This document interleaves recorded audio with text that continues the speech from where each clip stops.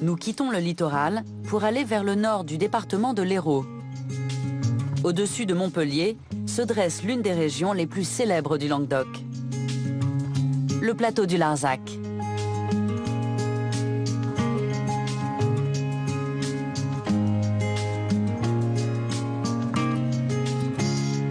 Situé sur les premiers contreforts du Massif central, le fameux Causse du Larzac est le plus vaste de France.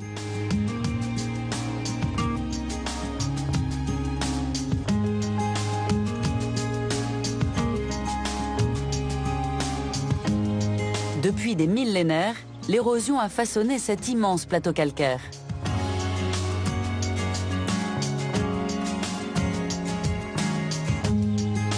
L'eau a sculpté ces gorges spectaculaires. Un phénomène qui a donné naissance à une curiosité géologique remarquable. Le cirque de Navacelles, inscrit au patrimoine mondial de l'UNESCO.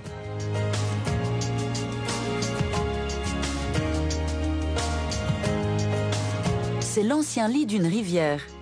Il y a 6000 ans, la Vis a abandonné le méandre qu'elle formait autour de ce promontoire rocheux pour creuser une route plus directe en créant cette impressionnante cascade.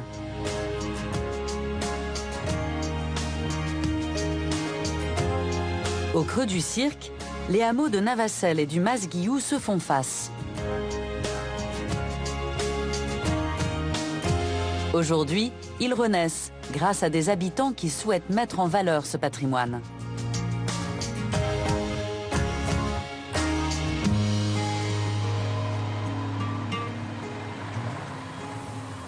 Cette route, j'ai dû la prendre il y a une dizaine d'années.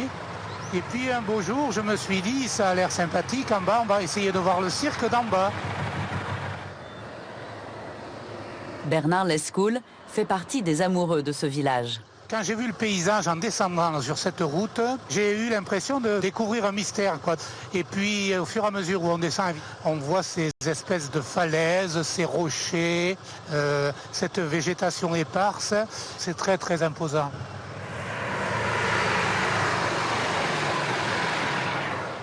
Maintenant, ça fait de nombreuses fois que je la prends.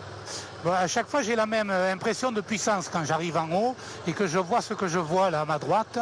J'ai toujours cette impression d'immensité, de quelque chose d'assez phénoménal, oui. Ça force le respect.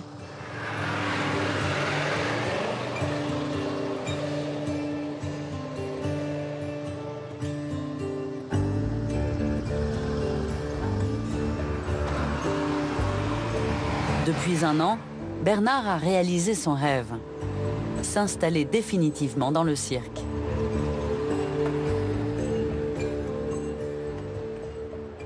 Il y a très peu d'habitants en hiver, puisqu'en hiver, on est 16 à habiter sur l'ensemble du village. Par contre, il y a beaucoup de monde en été, parce que toutes ces maisons qui sont inoccupées, elles se remplissent pour les saisons d'été. Ouais. Bernard s'est vite intégré à la petite communauté. Il a appris à vivre dans cet endroit isolé où l'entraide est primordiale.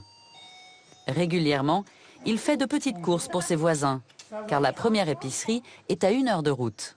On habite tellement loin de tout, on n'a pas de boutique ici. Faut faire 50 km pour acheter du vinaigre. Mais alors, qu'est-ce que ça vaut le coup d'être loin de tout quand on a un paysage comme ça sous les yeux? Merveilleux. Ouais.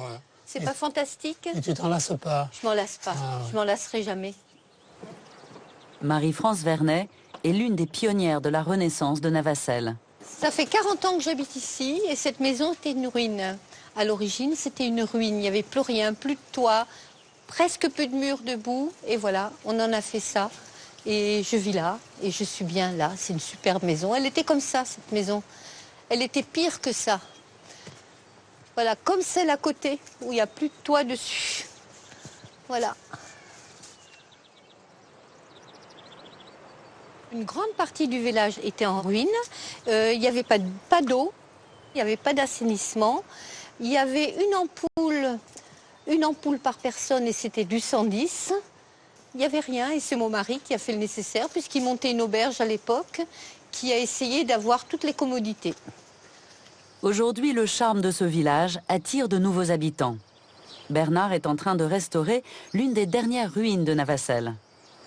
Des travaux qu'il réalise lui-même en respectant certaines règles, car le hameau est classé.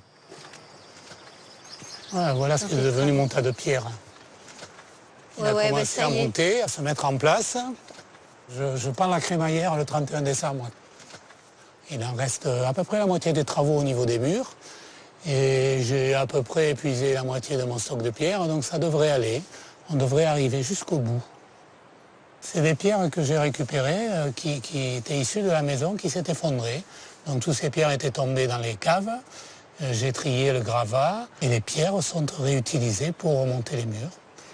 Ce qui est formidable, c'est de ne plus voir de ruines à Navacelles, de voir toutes les maisons se restaurer. Ça, c'est extraordinaire. Voilà.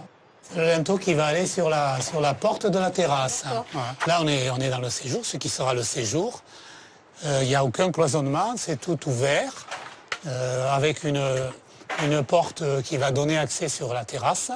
Cette petite terrasse donnant toujours le même point de vue merveilleux sur la Beaumoriole et sur les falaises du cirque. Ça paraît un peu convenu de dire ça, mais c'est vrai que c'est à chaque fois le même émerveillement.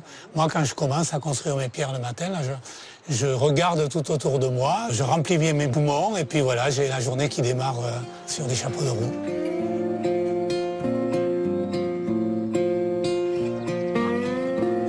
Aujourd'hui, une cinquantaine d'habitants profitent de cet emplacement privilégié au pied de ces falaises grandioses.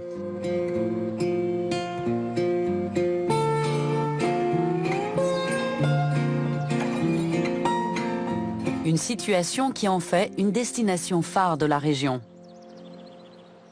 De l'autre côté du cirque, cette maison est également en restauration. C'est une ancienne magnanerie, un élevage de vers à soie. Oui, bien sûr. Ça fait Cette activité a longtemps fait la prospérité de Navacelles. Tu as vu quand j'avais mis les poutres ou pas? Non, pas du tout. Parce que là, en fait, si tu vois... D'origine allemande, Thorsten Baum l'a acheté il y a 14 ans. C'est-à-dire, toutes ces grosses poutres que tu vois là, j'ai laissé sonder, j'ai essayé de voir jusqu'où elles étaient pourries, parce qu'il n'y avait pas de toit pendant au moins 30 ans. J'aime garder les choses dans leur jus, quoi. Et en plus, je le fais de manière écologique, c'est-à-dire que les isolants naturels, écologiques, du chanvre, de la chaux, pas de ciment, pas de... Voilà. J'ai vu cette maison la première fois en 99. J'étais arrivé avec ma femme sur le bord du cirque. C'est des amis de Montpellier qui nous ont montré ce lieu. Et donc, j'ai regardé en bas, et là, j'ai dit, c'est là qu'il me faut une maison. J'ai dit à ma femme, là, il me faut une maison en bas. Thorsten a aussi racheté cet ancien four à pain, qui est accolé à sa maison. Il est en train de le restaurer. Là, c'est en travaux, hein. Il te fait pas mal. C'est le four dont je t'ai parlé, hein. Il a au moins 500, peut-être 600 ou 700 ans déjà. Et tout en pierre, il est fait en pierre calcaire. Donc il a un diamètre d'1,80 m, c'est énorme. C'est un four communal, il faisait une fois par semaine peut-être, ou soit toutes les 2 semaines, du pain pour toute la partie haute, je pense, du village, le Mas de Guillou. J'essaie de faire un minimum d'impact sur la bâtisse. Je veux que quand je ne serai plus là, le jour où je ne serai plus là, on ne voit pas que je suis intervenu. Et l'idée, le rêve, ce serait de le faire fonctionner un jour. Avec tous les habitants du village, de faire une fiesta four à pain avec du pain qu'on fait, ce serait génial.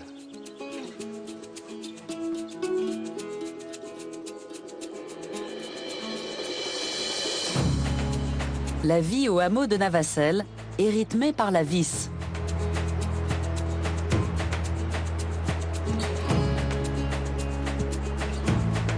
À quelques mètres du pont médiéval, la cascade de près de 10 mètres ajoute à la réputation du site.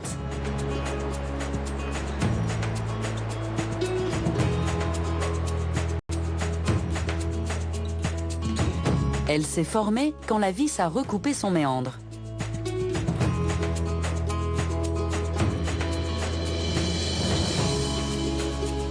Il faut remonter 2 km plus en amont, en suivant ces gorges impressionnantes, pour trouver sa source.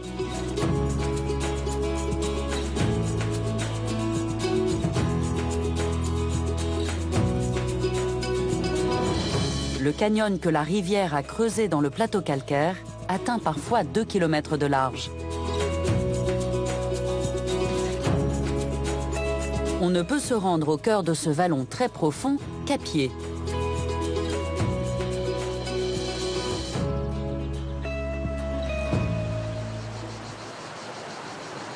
Denis Caudron et Yannick Guggenheim se battent pour protéger ce cours d'eau singulier. Allez, on y est là. Site magnifique, unique. Vraiment magnifique.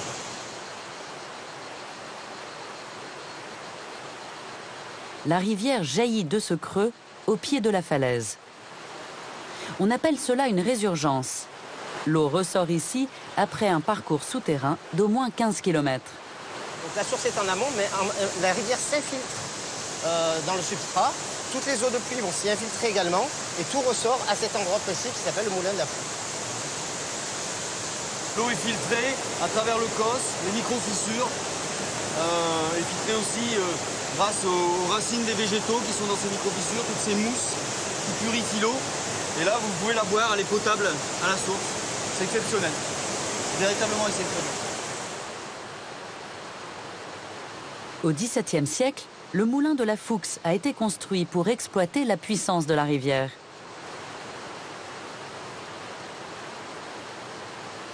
Denis et Yannick font partie d'une association qui protège les dernières rivières sauvages de France en leur attribuant un label.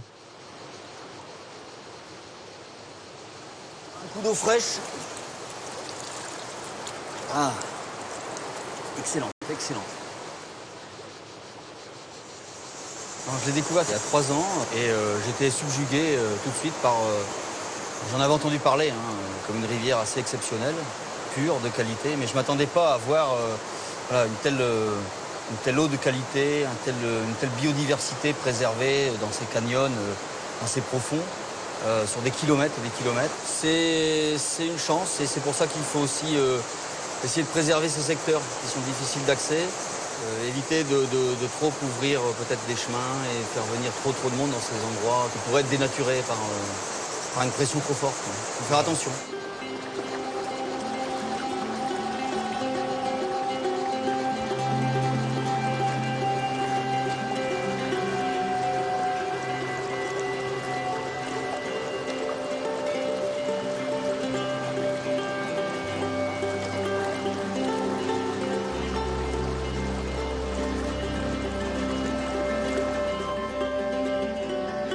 Les deux hommes poursuivent leur observation le long des gorges. La Vis suit son cours au creux de son canyon sur une dizaine de kilomètres. Petit à petit, les gorges s'élargissent et la rivière change de visage. On a la sortie des gorges. La rivière est différente, elle a un profil un peu plus calme, avec toujours le même débit en cette période estivale. La végétation qu'on va trouver sur la berge va porter une ombre sur le cours d'eau et cette ombre va conserver la fraîcheur des eaux. Il faut savoir que plus une eau est fraîche, ça c'est un phénomène physique, plus elle est oxygénée. Donc ça va conserver une très bonne qualité physico-chimique des eaux grâce à cette oxygénation venant tout simplement de la végétation au niveau de ce cours d'eau. Denis et Yannick surveillent particulièrement ces roches qui émergent au milieu du cours d'eau.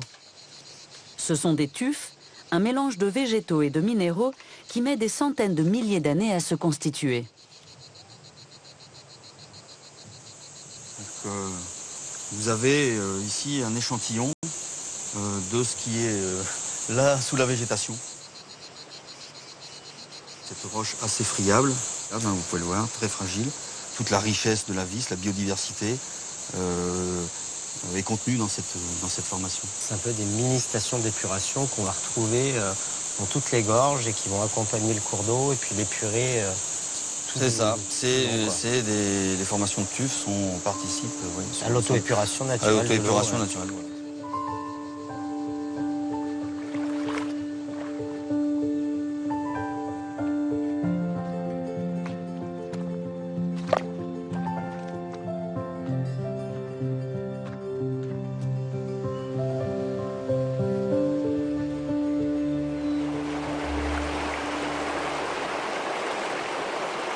Nous retrouvons Yannick le lendemain.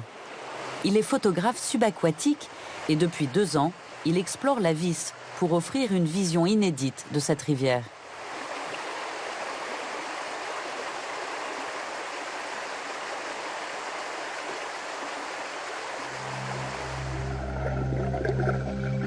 Sous l'eau, un autre monde se révèle.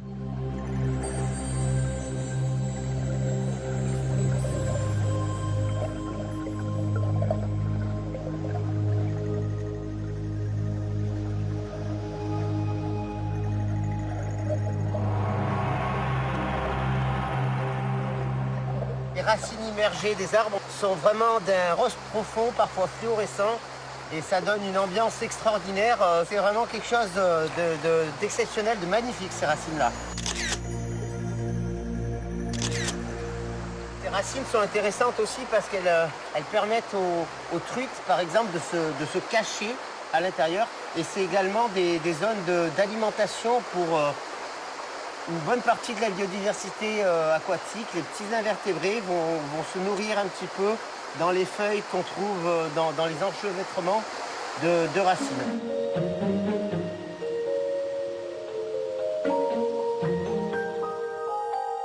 L'exploration de Yannick continue à quelques kilomètres de là. La Vis poursuit son cours pour se jeter dans l'Hérault. Mais avant, elle traverse de nombreux villages, comme Saint-Laurent-le-Minier.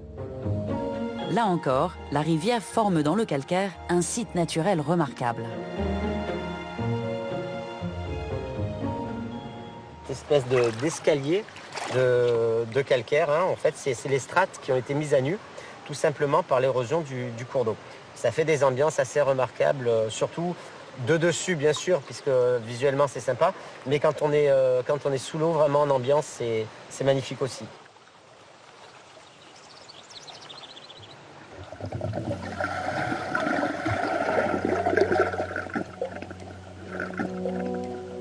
Ça donne un décor un petit peu de canyon où on est pris dans ces dalles et on se balade à travers.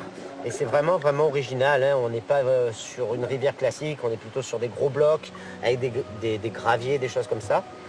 Et là, vraiment, on a un paysage assez sublime qu'on retrouve très peu ailleurs.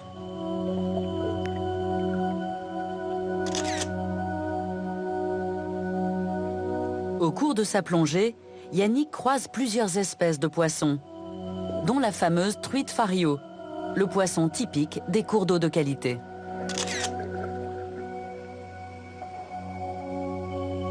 Plus loin, c'est un spécimen plus difficile à observer qui apparaît entre les dalles.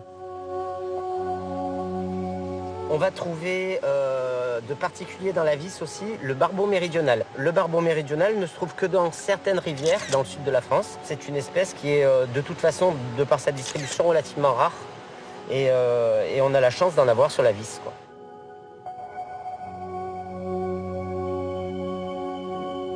La Vis devrait bientôt obtenir le fameux label Rivière sauvage, créé par Denis Caudron.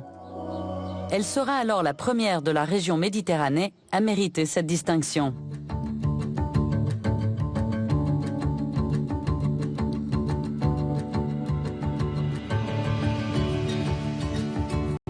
Nous remontons la vallée en direction des hauteurs du Causse du Larzac.